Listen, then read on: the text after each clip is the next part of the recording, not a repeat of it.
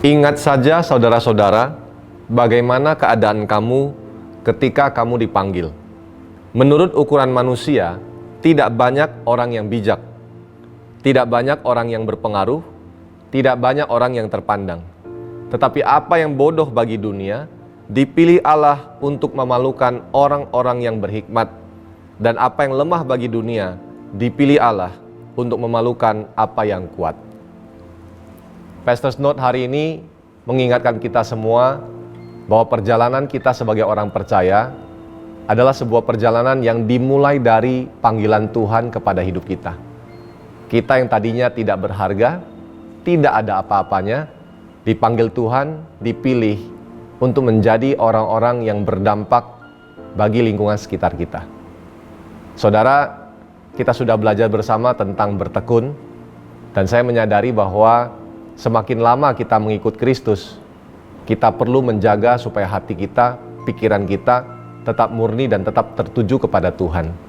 Kadangkala kita bisa menganggap remeh sebuah ketekunan yang kita harus lakukan bersama. Kita berpikir bahwa saya sudah banyak tahu, saya sudah banyak mengerti, bahkan saya sudah hafal Alkitab.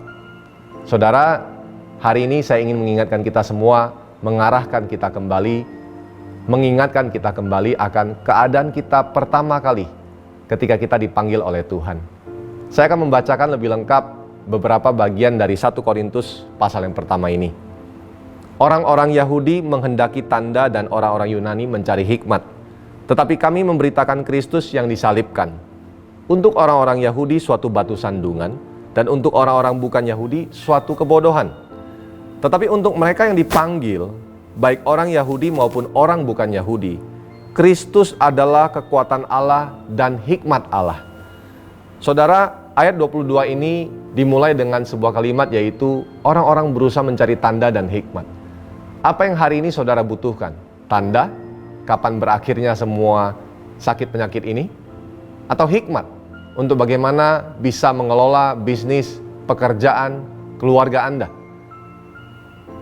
Tapi firman Tuhan tertulis bahwa Paulus memberitakan Kristus bagi orang-orang yang mungkin beranggapan bahwa Kristus bukanlah jawaban. Mereka menganggap itu hanya sebagai suatu batu sandungan atau bahkan suatu kebodohan. Tapi bagi orang-orang yang percaya, yaitu saudara dan saya, Kristus adalah kekuatan dan hikmat Allah. Apa yang tertulis di dalam Alkitab, di dalam firman Tuhan, menjelaskan dan menceritakan tentang Kristus yang adalah kekuatan dan hikmat Allah.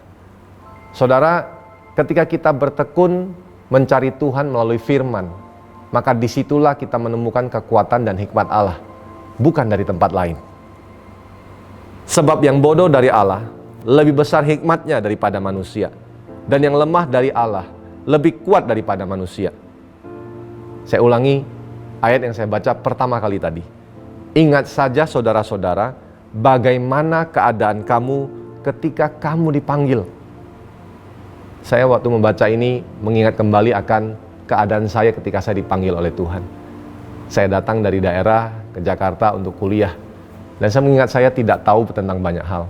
Saya masih sangat polos, bahkan saya juga tidak banyak tahu tentang Alkitab, tidak banyak tahu tentang Tuhan.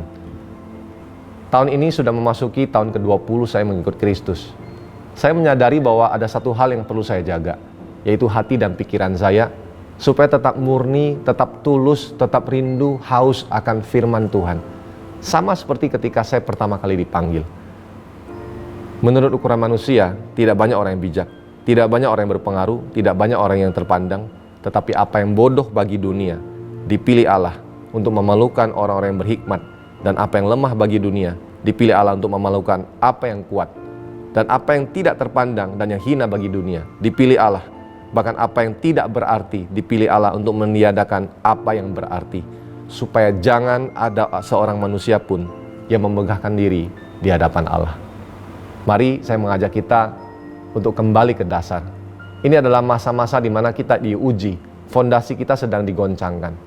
Dan ini adalah waktu di mana kita memastikan apakah fondasi kita tetap kuat dan apakah kita tetap akan berjalan sampai akhir bersama dengan Tuhan.